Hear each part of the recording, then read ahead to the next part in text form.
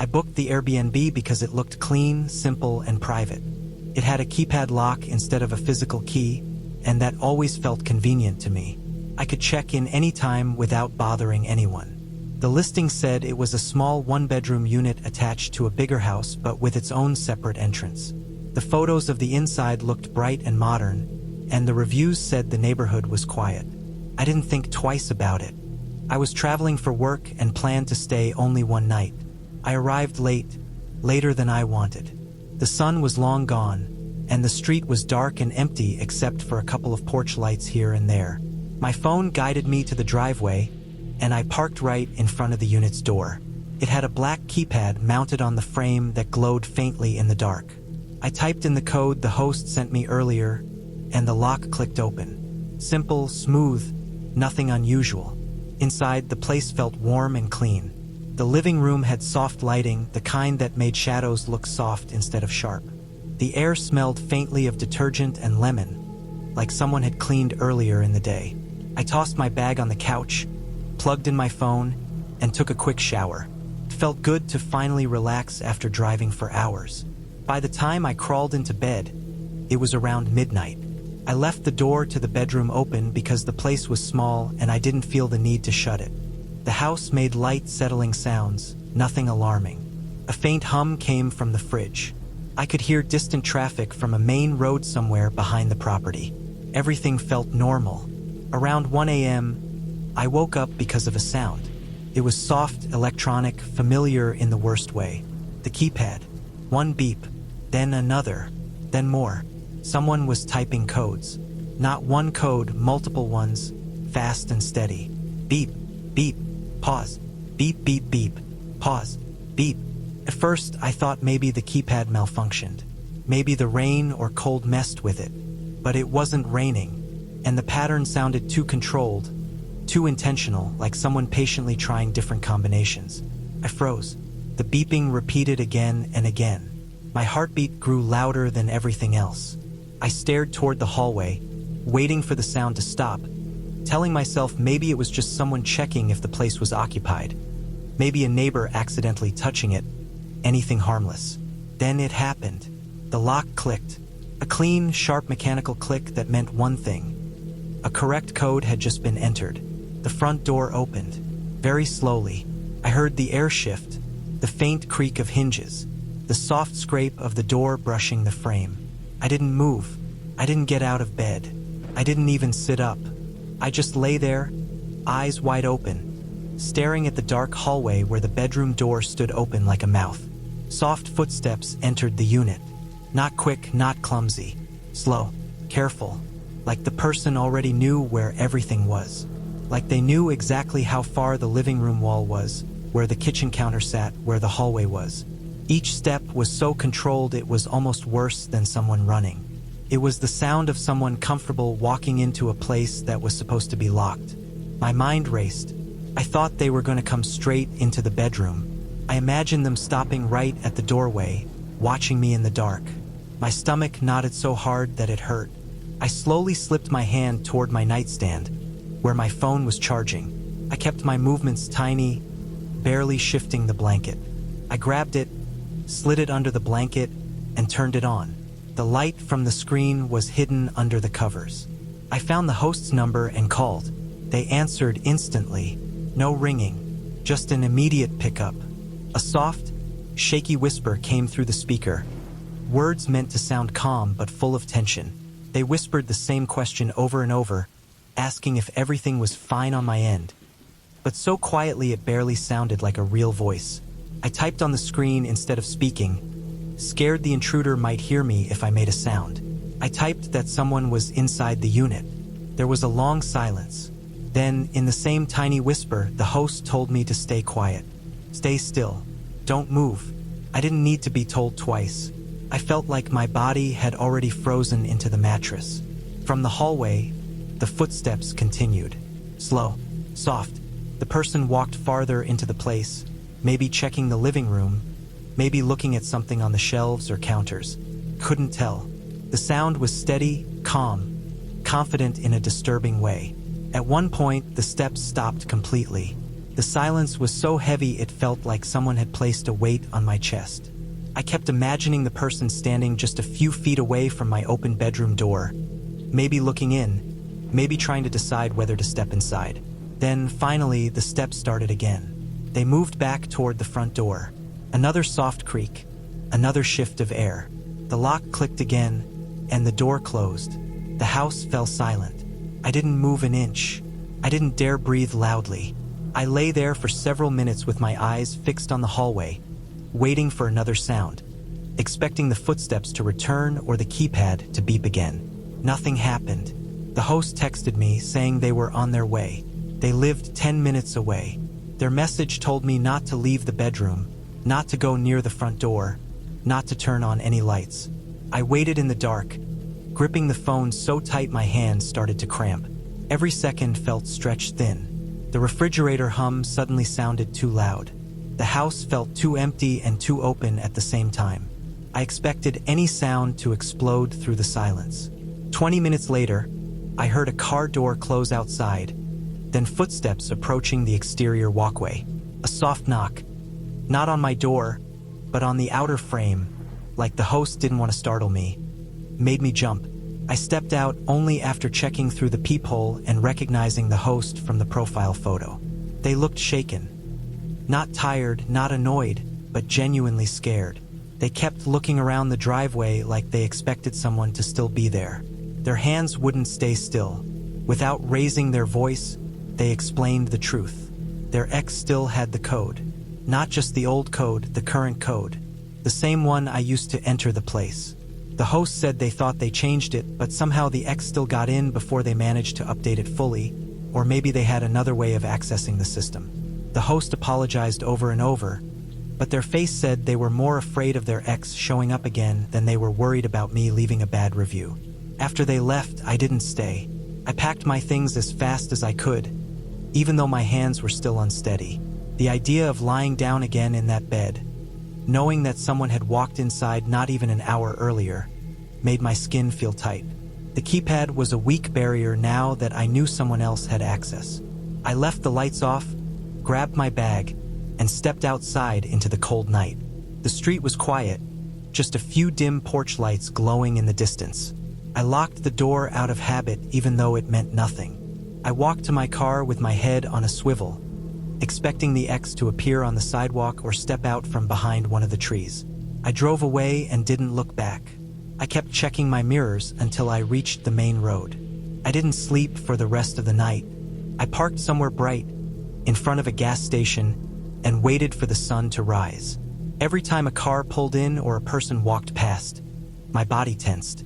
My thoughts kept looping back to the sound of the keypad beeping, each code wrong except the one that finally worked. I never stayed in a keypad Airbnb again. After that night, I only booked places with physical keys that I could keep with me. And I always check the locks even if I'm tired. I check them twice. I don't assume privacy anymore.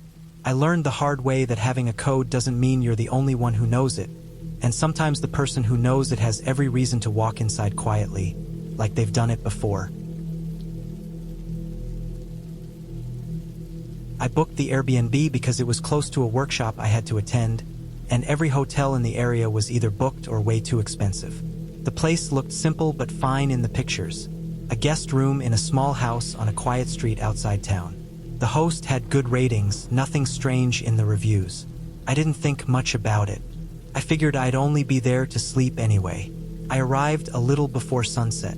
The house was small, older, with pale siding that looked like it hadn't been painted in a few years. The front yard was overgrown. Not messy but neglected, grass too long, bushes spreading out wider than they should. The driveway was cracked, with weeds growing through the gaps. But the house itself seemed solid. The host greeted me at the door. He was polite, normal-looking, a little quiet. He showed me the guest room, the shared bathroom, and the small kitchen space I could use. Everything inside looked different from the listing photos. Not dirty, just older, darker, less put together. The guest room had a single bed, a dresser, a small desk, and a window overlooking the backyard. The backyard was basically a large patch of dried grass and an old shed with a slanted roof. I put my stuff down, tried to settle in, and told myself I'd only be here 2 nights. It didn't have to be perfect. The first night passed with nothing strange. I noticed the house made a lot of noise. The water heater in the hallway rattled every time someone used water. The fridge hummed unevenly, and the floorboards shifted whenever anyone moved. But it was an old house. I didn't think anything of it. I slept fine. The second night, everything changed. I came back late from the workshop, tired and hungry. I heated up something quick, took a shower, and went to the room to lie down. The host's bedroom was across the hall. His door was cracked open with the light on. I assumed he was reading or doing something quiet. Around 11 p.m., I turned the lights off and got in bed. I scrolled on my phone for a while, then set it down and closed my eyes. The room was warm, so I pushed the blankets down and tried to get comfortable. It took a few minutes, but eventually I felt myself drift. Sometime after midnight, a sound woke me up. At first, I wasn't sure what it was. My brain was still foggy from sleep. It wasn't a loud noise. It was something soft, something repetitive, like fabric dragging lightly across a surface or someone brushing against a wall. I lay still, listening. The noise was coming from above me. In older houses, attics make sounds. Rats, maybe, or birds. But this sound didn't match anything like that. It was slow, steady, and oddly deliberate. A soft shifting sound, then a pause. Another slow shift, then another. The attic entrance was in the hallway ceiling, right outside my door. I stared at my bedroom ceiling, imagining someone crawling up there. The idea made my stomach tighten. I kept trying to tell myself it was nothing. Insulation settling, wind, whatever. But the sound kept going, moving from one side of the attic to the other, like someone dragging their feet or their clothes against the floorboards. I sat up in bed. My heart started beating faster. I listened for signs the host was awake. No footsteps, no floor creaking, no doors moving. His room was silent. I waited to see if the attic noise would stop. Didn't. Finally, I got out of bed quietly and walked to the door. I opened it slowly, trying not to make any noise. The hallway light was off. Everything was dark. I flipped the switch, flooding the hallway with pale yellow light. The attic entrance was right above me. A square piece of wood with a little metal ring to pull it down. The sound in the attic stopped the moment the light came on. I stared up at the panel. Nothing moved. Nothing shifted. Just silence. Felt worse than the noise. Like whatever was up there knew I was standing below it. I stood in that hallway for maybe 30 seconds, listening as hard as I could. My breathing sounded too loud in the quiet house. I wanted to go back inside my room, but I was scared to turn my back on the attic panel. After a long minute, I decided it was probably an animal. Something bigger than I expected. Maybe a raccoon or a stray cat had gotten in somehow. I tried to calm myself down and went back into my room. I shut the door and locked it, even though I knew the lock wouldn't stop anyone determined. It just made me feel better. I got back into bed but didn't turn the lights off. I lay on my side, facing the door, waiting. For a while, the house was silent. Then the attic noise started again. This time it was louder. Not by much, just enough that it no longer sounded like an animal. More like someone shifting their body weight, dragging something lightly, moving as quietly as they could. Then the attic panel made a sound. A tiny sound. A soft click. Like someone touching the metal ring gently. My chest tightened so hard I felt dizzy. I stared at my bedroom door, imagining the attic panel lifting slowly in the hallway, imagining someone climbing down. I didn't move. I barely breathed. The clicking sound happened again. Faint, metallic, careful. That broke me. I grabbed my backpack, shoved my charger in it, grabbed my wallet and keys, and opened my door as quietly as possible. The hallway light was still on. The attic panel was closed, but now I could see the metal ring swaying slightly like it had just been touched. That sight froze me in place. The ring wasn't still. It hadn't been like that earlier. Something or someone had moved it. I didn't wait to process it. I walked fast but silent down the hallway, through the living room and straight to the front door. I put my shoes on without even bending down, just pushing my feet into them. My hands shook while I unlocked the deadbolt. Once the door opened, I stepped out and walked to my car without looking back at the house. I didn't breathe normally until I was inside the car with the doors locked. The house was dark except for the hallway light shining faintly through one of the windows. I sat there watching to see if anyone would appear in the doorway or come out to the porch. Nothing happened. The house stayed still. I drove away without turning on the radio. I didn't even know where I was going at first. I just drove. After about 15 minutes, I pulled into a gas station and parked under the brightest lights they had. I sat there trying to calm the shaking in my hands and replaying everything that happened. The attic wasn't listed as part of the rental space. The host never mentioned it. And even if there had been animals up there, animals don't touch metal rings carefully. Animals don't stop moving when the lights come on. Animals don't drag themselves in slow, controlled patterns across the floor. After half an hour at the gas station, I opened the Airbnb app and sent a message saying I was checking out early due to unexpected issues. I didn't say the words attic or footsteps or dragging. I didn't want to explain it or make myself relive it. I booked a hotel for the night and slept with all the lights on. The next afternoon, I went back with someone from the workshop to pick up the belongings I left behind. The host wasn't home. The house was silent. The attic panel was closed. Nothing looked disturbed. I grabbed my things quickly and rushed out. I never got a message from the host asking why I left or what happened. I never saw an update to the listing, but I never checked it again either. It wasn't my problem anymore. I'll never know what was in that attic, whether it was a person or something the host knew about or something he didn't want to admit existed. All I know is the noises were real, the panel ring moved, and something up there responded to the hallway light and the sound of me opening my bedroom door. That was enough for me to leave without waiting for whatever was about to come down. I booked the room because it was the cheapest thing I could find on short notice. It was just a small Airbnb attached to someone's house. Nothing fancy, just a bedroom with a private entrance and a small bathroom. The pictures looked clean enough. The reviews were short but positive. Mostly people saying it was good for the price, or simple but okay for a night. I didn't have many options, and I didn't want to spend more money than I had to. I told myself I'd only be there to sleep. When I pulled into the driveway, the house looked older than the photos. It sat on a quiet street with huge trees that blocked most of the sunlight. The front yard was empty, no cars besides mine, and the blinds on the house were closed. I felt that uncomfortable quietness you get when you walk into a place that doesn't feel lived in, even though you know someone is there. The owner stepped out from the side door before I even shut off my engine. It was like he had been waiting by the window and heard me pull up. He gave a small smile and waved. Everything about him looked normal at first glance. Middle-aged, thin, clean clothes, nothing unusual. But the way he watched me made my shoulders tense.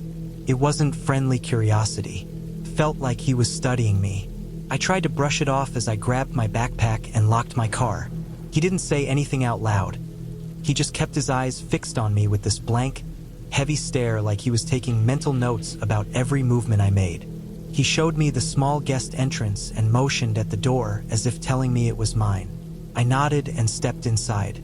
He didn't follow, but I could feel him still standing there, watching until I closed the door. Once inside, I immediately noticed how quiet the room was.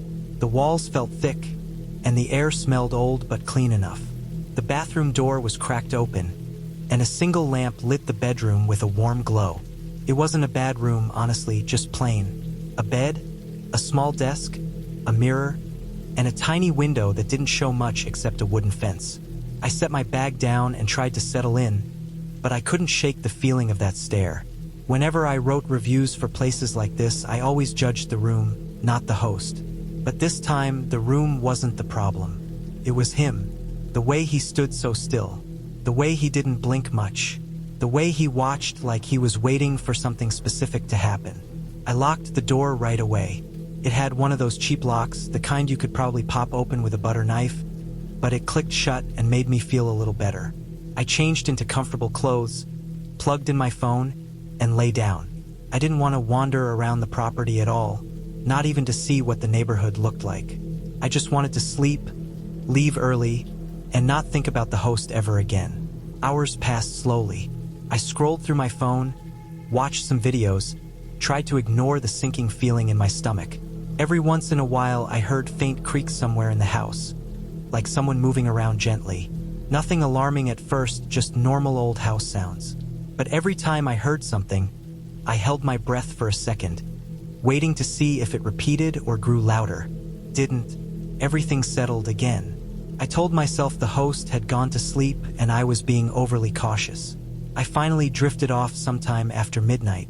The room was pitch black when I woke up again. I didn't know what time it was, only that it felt wrong to be awake. My body knew before my mind did. Something had pulled me out of sleep, something small but sharp enough to snap me into full alertness. The air felt heavier. I lay still, staring into the darkness, trying to figure out what I had heard. Then I heard it again, the softest metal sound, so quiet I barely recognized it at first. The doorknob. It moved once like a gentle twitch. I held my breath. My chest felt tight. I told myself maybe it was the wind, or maybe the cheap lock shifted because the house settled. I waited, counting the seconds in my head. 5, 10, 20. Nothing. Just silence so thick I could hear my own breathing. Then it turned again, this time slower, a deliberate movement. I felt the blood drain from my face. I didn't move. I didn't sit up yet.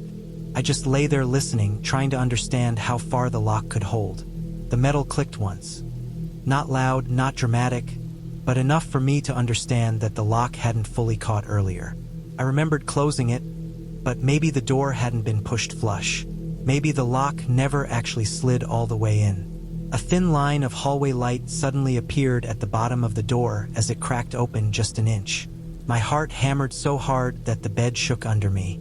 I sat up slowly, instinctively leaning away from the door. My eyes adjusted, and I saw a dark shape standing in the doorway. A man's silhouette, tall and still. I recognized the outline of his shoulders. The host. He didn't say anything. He didn't move. He just stood there, the faint light behind him casting his body in a shadow that stretched across the floor toward my bed. I could hear the softest sound of his breathing, steady and slow, like he was trying not to make any noise. I didn't make a sound either. Couldn't. Every muscle in my body felt locked in place.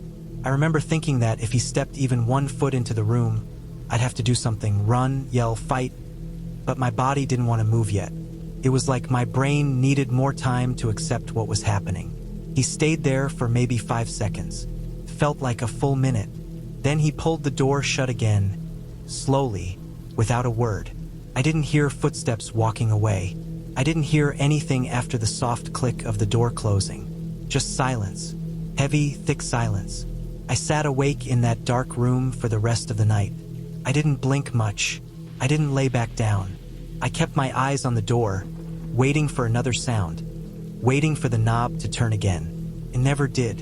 When the sky finally started to lighten, the shadows in the room softened, and I could see the shape of my things on the desk.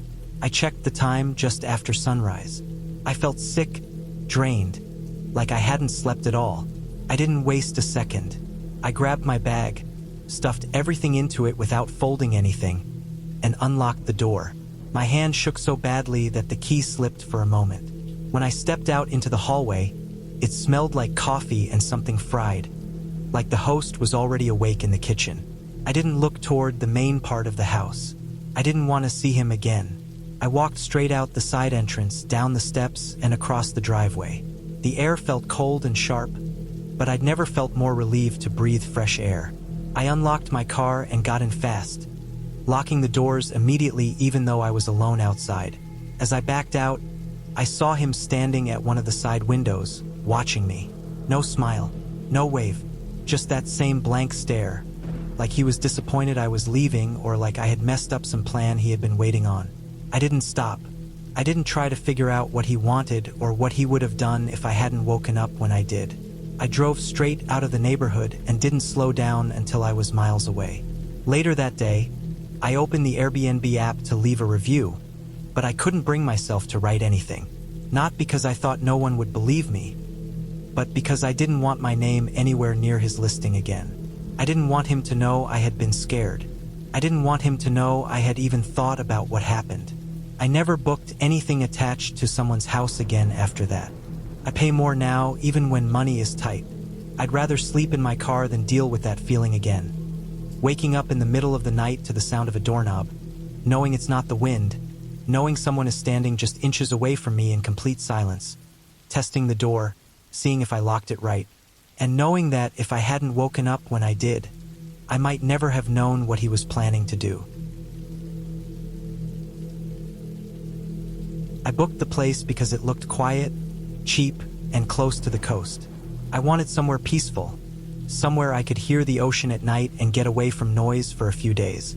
The listing showed an old rental house, the kind that clearly had been built decades ago but still looked decent. The pictures weren't fancy, but nothing looked alarming. The bedroom looked spacious, and the host mentioned that the house was kept old-fashioned in style but comfortable. I didn't care about the style.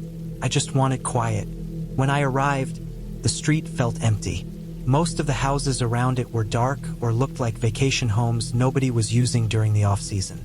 The wind carried that salty, wet smell that hits you near the coast, and the air felt colder than I expected. The place itself looked older than the photos. Faded paint, cracked steps, a roof that sagged slightly at the edges, but it didn't feel unsafe, just aged. Inside, everything smelled like old wood and sea air.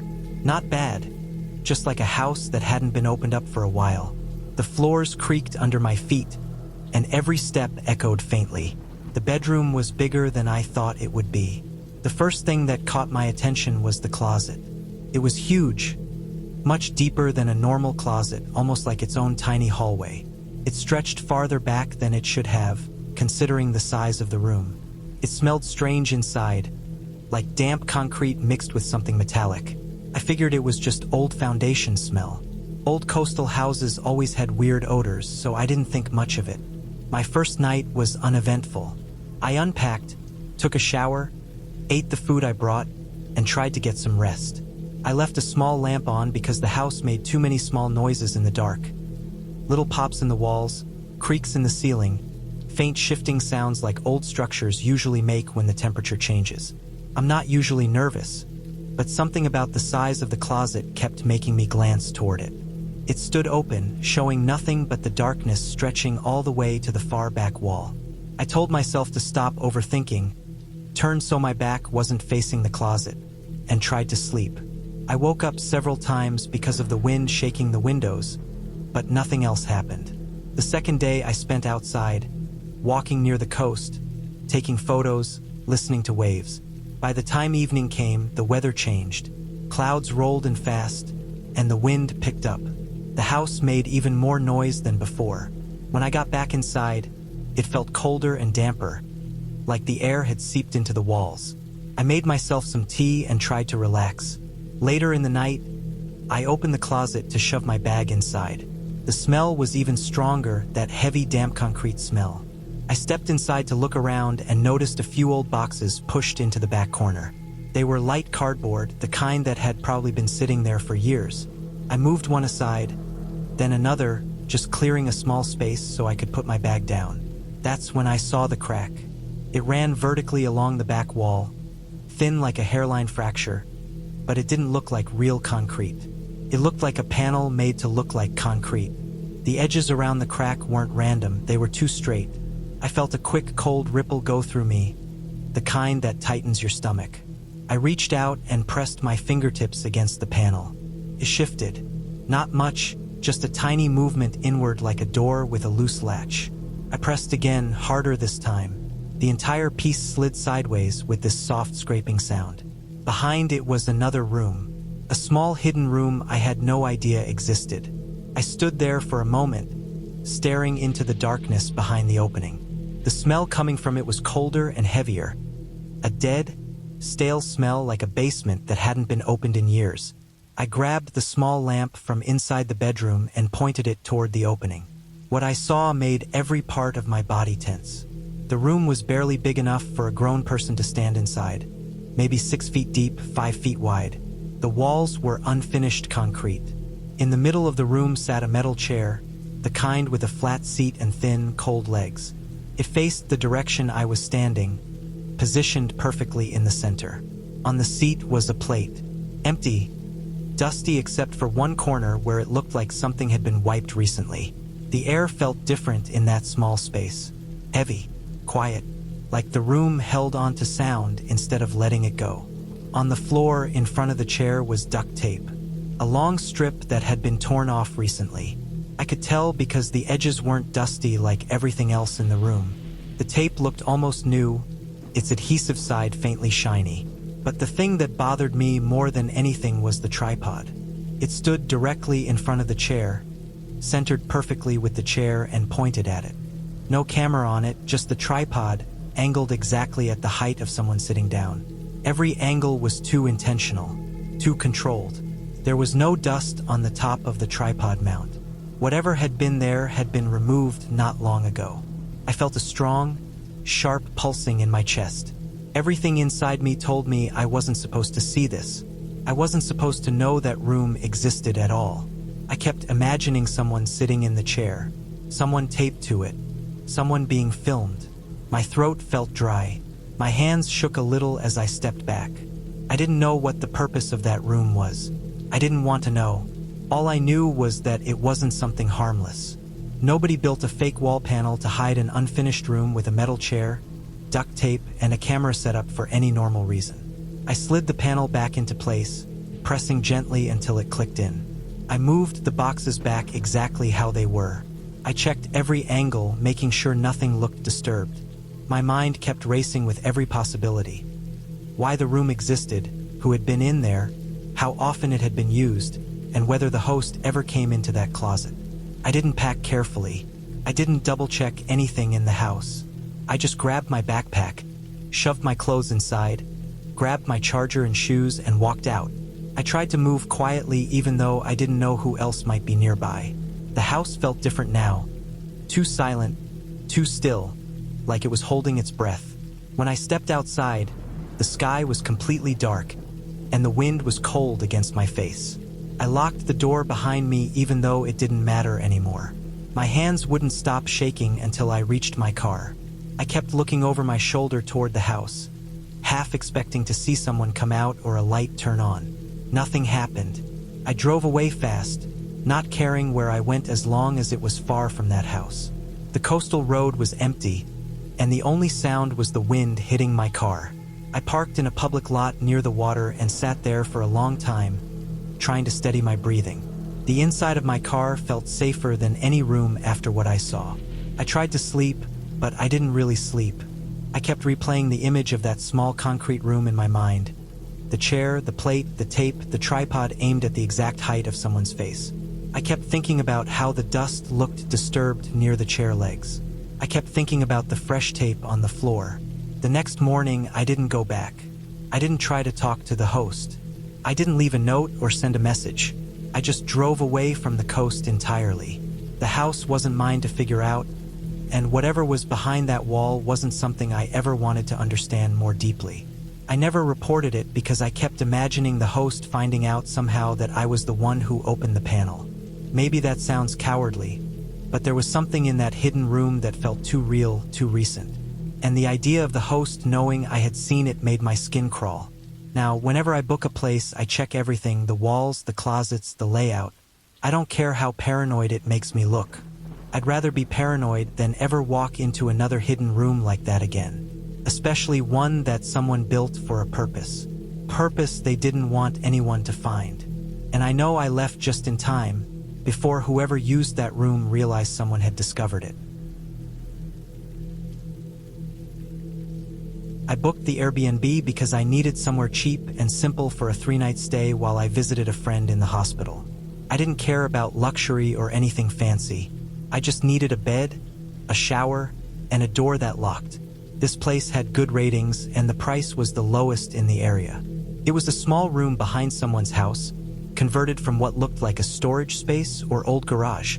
The photos made it look basic but fine. A bed, a mini fridge, a table, and a bathroom with a standing shower.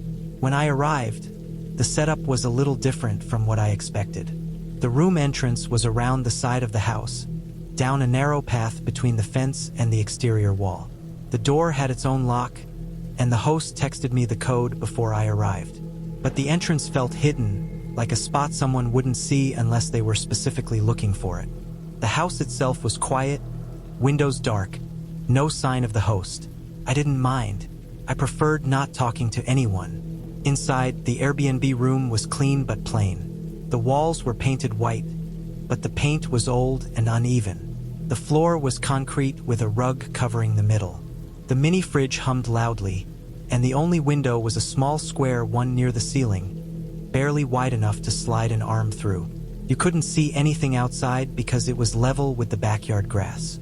I unpacked slowly, checked the bathroom, checked the sheets, checked the corners. It's something I always do when I stay somewhere new.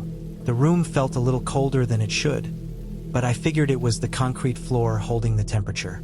The first night went by quietly.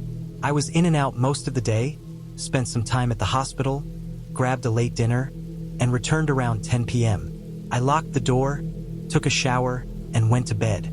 The concrete made the whole room echo slightly, so even small sounds felt amplified. Still, I slept surprisingly well. The second night was when things started feeling wrong. I came back to the Airbnb earlier than usual. It was around 7 p.m., and the sky was getting dark. When I walked down the narrow path to my room, I noticed the outside light above my door was off, even though it had been on the night before. I tried the switch inside, nothing. I didn't care much. I could use my phone flashlight if needed. I heated some leftover food, sat at the small table, and scrolled on my phone for a while. Then I changed into more comfortable clothes and got ready for bed. Before lying down, I checked the door again to make sure it was locked. It was. Around midnight, I woke up to a sharp metallic sound. It wasn't loud, but in the silence of the room, it cut through everything. My first thought was the mini fridge, but when I listened carefully, the sound was coming from the door. It was the doorknob, not turning all the way, just a slight shake, like someone was pressing it slowly, applying pressure to test if it would move. I stayed completely still. I didn't reach for my phone right away. I just listened.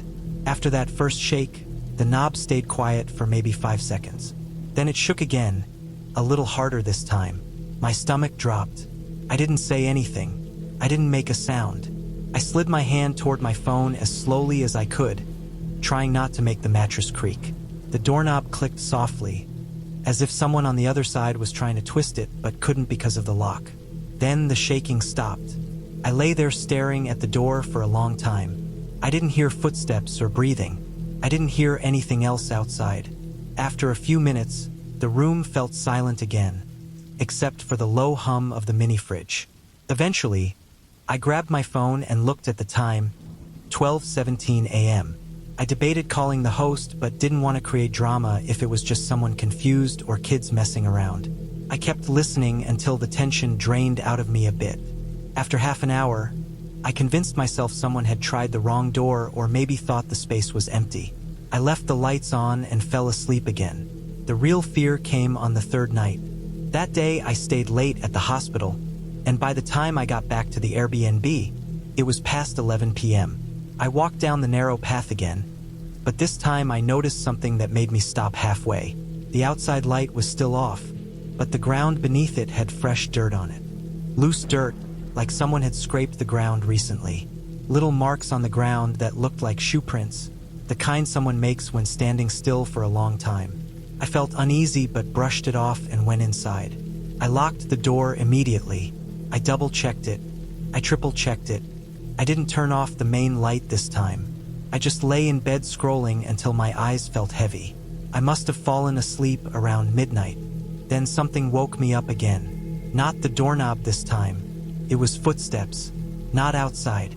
Not on the path. Inside the house. Soft, slow, careful footsteps moving along the wall on the other side of the thin drywall that separated my Airbnb room from the main house. The steps were so close I could almost feel the vibrations through the bed frame. I sat up slowly, breathing through my mouth so I wouldn't make noise. The footsteps were moving directly behind the head of my bed. Then they stopped, and something pressed against the wall. Not hard, just enough to make the drywall pop slightly. A tiny bulge, the kind you notice when pressure from the other side pushes it out for half a second. I stared at the wall and saw the shadow of the slight movement. Someone was standing right behind it. I didn't move. I didn't even blink. My heart was beating so hard I thought whoever was there would hear it. The pressure faded. Then came another sound, faint scraping. Slow, deliberate scraping along the wall, like fingertips dragging lightly across it. The kind of sound a person makes when they're feeling the surface, maybe searching for something.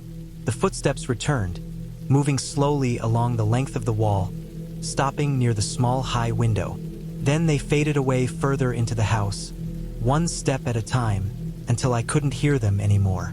I sat awake for another hour, waiting, listening, barely breathing. Nothing else happened. Eventually, when the silence stretched on too long, I reached for my backpack, still sitting near the dresser. I didn't pack anything. I grabbed what I could reach, my wallet, my keys, my charger, and slowly got out of bed. I walked to the door in complete silence. Before unlocking it, I pressed my ear against it. Nothing, not a sound. I turned the deadbolt and stepped outside.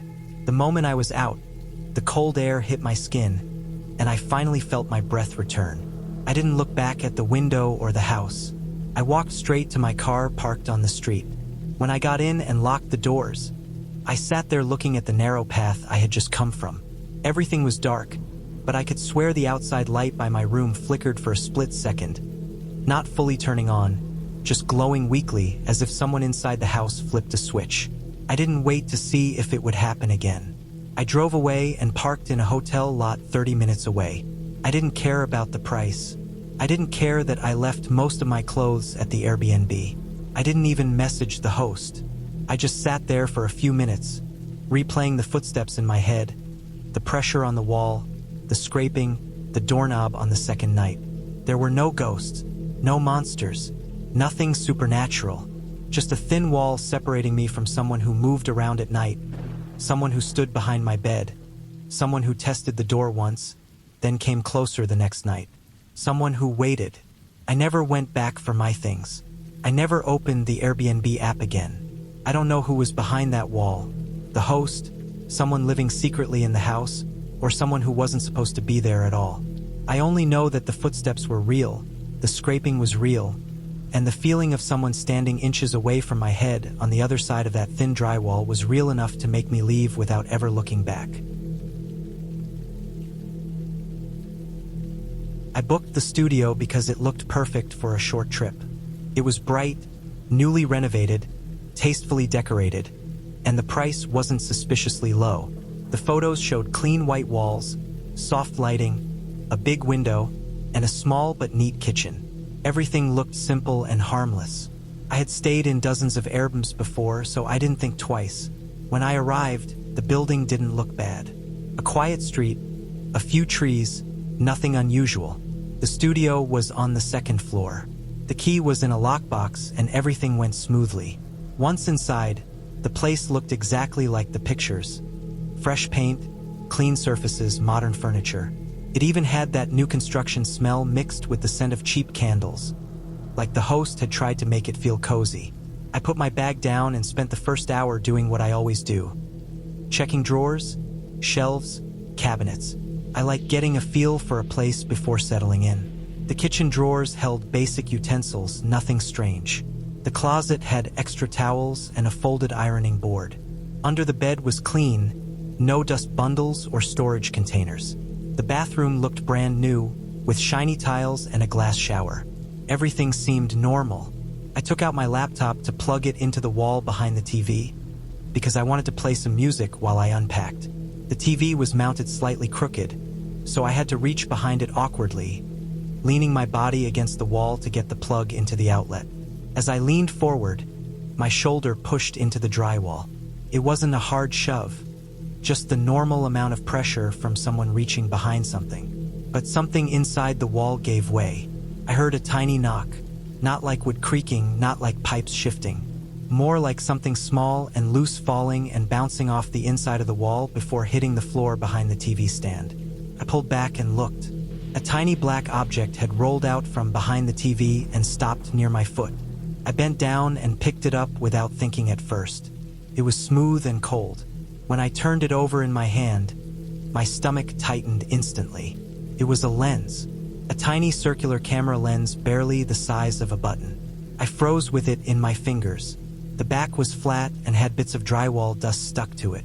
It had definitely fallen out of something. I crouched down and looked closer at the wall behind the TV. There was a little hole, cleanly drilled, perfectly round, the kind of hole a person wouldn't notice unless they were inches away. It went straight through the wall. The edges weren't rough or chipped. Someone took time to make it look neat. I felt a rush of heat under my skin. A strange heaviness settled in my chest. I stepped back and just stared at the hole, trying to process what I was looking at. My first thought was that maybe it was for cables, but it was too small for that, and it was in a spot where no cable needed to go. And the lens in my palm matched it too perfectly. That was when everything inside me shifted.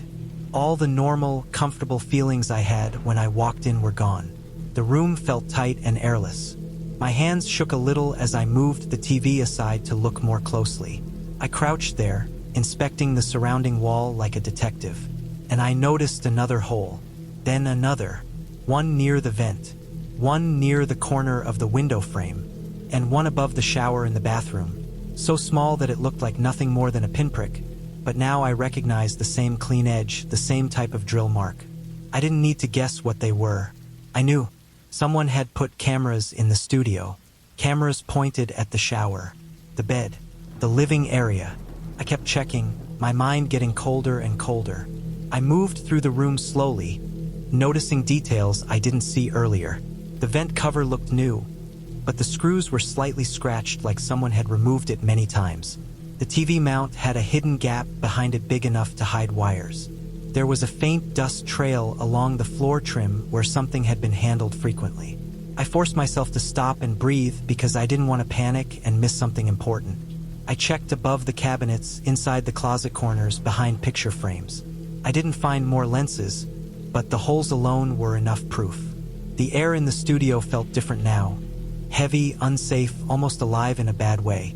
I kept imagining someone sitting in another room or behind a screen, watching guests unpack, shower, sleep, recording everything. My mind went straight to safety. I grabbed my bag and dumped everything back inside. Clothes, chargers, toiletries. I didn't fold anything, didn't organize anything. My only thought was getting out. My heartbeat got louder with every second I stayed inside. Every corner of the room felt like it was being watched. Before leaving, I made myself do one thing: record everything. I walked through the room with my phone camera, filming the holes, the fallen lens, the angle each hole pointed toward. I narrated silently by moving the lens into frame, showing sizes, zooming in. I wanted proof in case the host tried to deny what I found. I wanted to protect myself if something happened later. It took me only a few minutes to get everything packed and gather all my evidence. Then I walked out with my bag, my phone in one hand and the fallen lens in the other. My palms were sweaty, and my heart was thumping in a steady, nervous rhythm. Every creak of the floor made me imagine someone on the other side of the wall hearing it. I locked the door behind me even though it didn't matter. The hallway outside felt strangely quiet. Too quiet. I rushed down the stairs and out to my car. I kept looking behind me, expecting someone to open the door or appear in a window. Nothing happened. I got into my car, locked the doors, and drove straight out of the neighborhood. I didn't stop until I reached the parking lot of a large, well-lit hotel chain 20 minutes away. My hands were still trembling when I handed over my ID at the front desk. The clerk probably thought I was exhausted from traveling, not terrified of what I just found. Once in my hotel room, I paced for almost an hour. I kept replaying the moment that lens rolled onto the floor. If I hadn't leaned behind the TV at that exact angle, I never would have found it. I would have taken a shower, slept in that room, gotten dressed, walked around, fully unaware that someone might be watching. It made my skin crawl to imagine who else had stayed there, how many people were recorded, how long it had been going on, who was collecting the footage, and what they planned on doing with it. I didn't sleep well that night. Every time I closed my eyes, I imagined tiny holes in my hotel walls. I checked the entire room twice before I forced myself into bed, and even then I slept lightly. The next morning, I opened my Airbnb app to report the listing. I typed out what I found, added the videos, added pictures of the holes, explained where the lens fell from. I attached everything. I expected to see the listing still visible. But when I checked, it was gone. Deleted. The entire page had vanished, like it had never existed. No photos, no description, no reviews. Just a message saying the listing could not be found. I stared at the screen for a long time, feeling a sick weight settle in my stomach. It meant only one thing. Someone already knew exactly what I discovered. Someone took it down fast. Faster than normal. Too fast for it to be coincidence. I still don't know if it was the host or someone else with access to the unit. I don't know if the cameras were connected to a live feed or a recorder hidden somewhere in the walls. I don't know if the lens falling out ruined their setup or exposed something they planned on keeping secret. But I know one thing. I never book places blindly anymore. Now I check walls, vents, outlets, smoke detectors, all the corners of every new place I stay in. I don't assume safety just because a place looks clean and modern. I learned the hard way that sometimes the prettiest rentals hide the worst truths. And the worst part is this. If that lens hadn't fallen out, I would have never known I was being watched. I would have lived completely unaware, just another face on whatever screen was on the other side of that wall. I booked the place because it was cheap and close to where I needed to be for work. The listing said it was a quiet house with a shared basement laundry room, but the photos made everything look clean and normal. Nothing about it suggested anything strange. When I arrived, the host was friendly in that distracted way some people are, like he had a lot on his mind. He walked me through the space, showed me where the thermostat was, told me the kitchen rules, and then pointed out the basement door in the hallway. It looked like an ordinary interior door with a deadbolt on my side. He said I could use the laundry whenever I wanted. He didn't say anything odd or suspicious, so I didn't think twice. The first night was uneventful. I unpacked slowly, made myself something light to eat, and spent the evening scrolling on my phone. The place was older than the photos made it seem. The floors creaked, especially near the hallway, and every time the fridge turned on, the whole kitchen hummed in a way that vibrated through the floor. It wasn't creepy, just old house noise. I went to bed a little after midnight and slept without any problems. The second night, I went to bed earlier than usual because I was exhausted from the day. The room was small but comfortable enough. The window faced the backyard, and there were no streetlights back there. So when I turned the lights off, the room fell into complete darkness. I could hear the muffled sound of cars from the main road and occasionally a dog barking. But inside the house, everything was quiet. I must have fallen asleep fast, because the next thing I remember was waking up suddenly. It felt like one of those moments when your brain snaps awake before your body knows why. The room was still dark.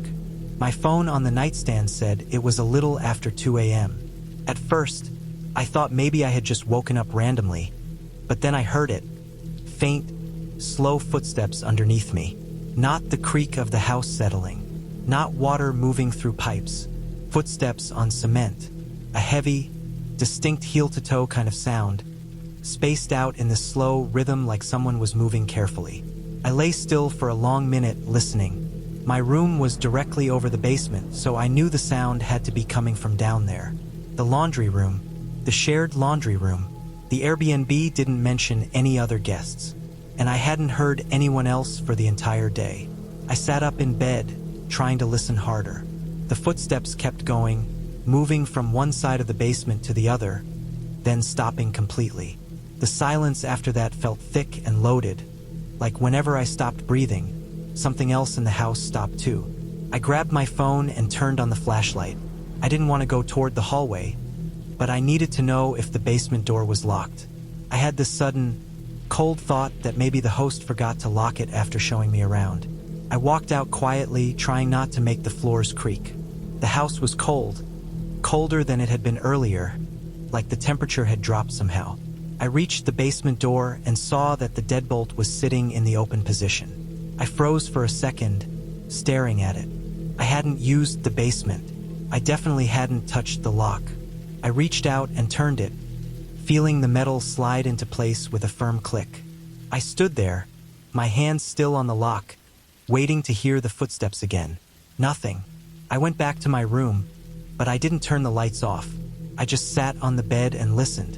10 minutes passed. Then I heard the doorknob of the basement door start to move. Not fast, not loud, just a slow, steady wiggle, like someone was testing how much pressure it would take to turn it. The metal clicked lightly as the internal parts shifted under the force. I didn't move. I didn't breathe. The sound kept going for maybe 20 seconds. Then it stopped. And then something even worse happened. There was a knock. One single, dull knock.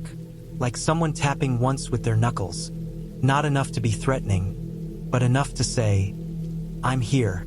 I know you're here." I stayed in my room with the lights on until the sun came up.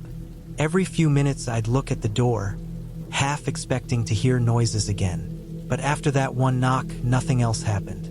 It was as if whoever was down there knew I was awake and wasn't going to give me more reason to panic. When the morning light finally came through the window, I felt this huge wave of relief. The house looked normal again, like nothing had happened. It was almost easy to convince myself I imagined the whole thing. But I knew I hadn't. I knew what footsteps sound like. I knew what a doorknob turning sounds like. And that knock had been real. I hesitated, but I eventually walked back to the basement door. I touched the lock again. It was still secured. Part of me wanted to open it and look, but another part of me, the part that still felt tight in the chest from the night before, kept me from even touching the doorknob. I backed away and tried to shake the feeling off. Later that morning, when the host came by to check on some yard work, I decided to mention it. I told him I heard someone walking in the basement during the night. I didn't tell him about the doorknob twisting or the knock. I just said I heard footsteps. He paused for a second, looked at the house like he was thinking through something, and then said really calmly that nobody else had access to the basement. Not even him. He told me he didn't even go down there anymore because he kept old junk there from the previous owners and the stairs were kind of unstable. He said he hadn't touched the basement door in years. That made everything worse. Much worse. The rest of the day, I tried distracting myself by going out, staying gone for hours, but the whole time I felt uneasy. I kept thinking about the basement being directly under my room, about the slow footsteps, about someone testing the door after I locked it. I kept imagining someone standing on the other side of the door, listening for my movements, maybe even watching the small sliver of light under the door to see if I was awake. By the time evening came, I couldn't relax. Even with the TV on and lights on, the house felt wrong. I kept glancing at the hallway. Every small sound made me tense. I didn't want to sleep there again, but part of me felt stupid leaving just because of some noises. Still, the more I thought about the host's reaction, how casual he was, how he didn't seem surprised, the more my skin crawled. It felt like he knew something but didn't want to say it. Like the basement was one of those things people in old houses just live with. Except I wasn't used to the house. I didn't have years of ignoring strange sounds or old problems. I ended up staying awake until late, sitting fully dressed on the bed, waiting to see if anything happened again. Around midnight, I turned the lights off, hoping maybe I would be too tired to stay awake forever. I lay there in the dark, listening to my own breathing. It didn't take long. The slow footsteps came back. Same pace, same weight, same steady movement across the cement floor. My whole body tensed up. I turned toward the door even though I couldn't see it in the dark. I didn't get up this time. I just lay still and listened. After about a minute, the footsteps stopped.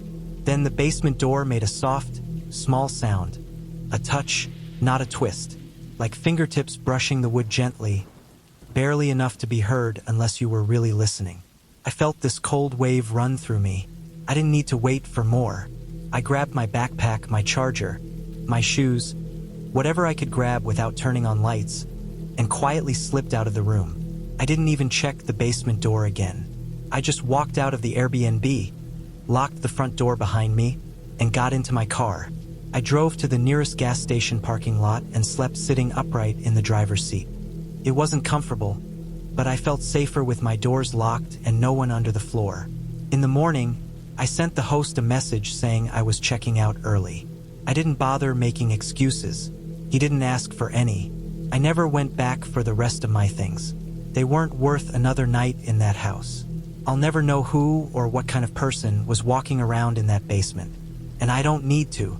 All I know is the footsteps were real, the doorknob moving was real, the knock was real, and the host insisting no one had access was real too. That was enough to make me leave without looking back.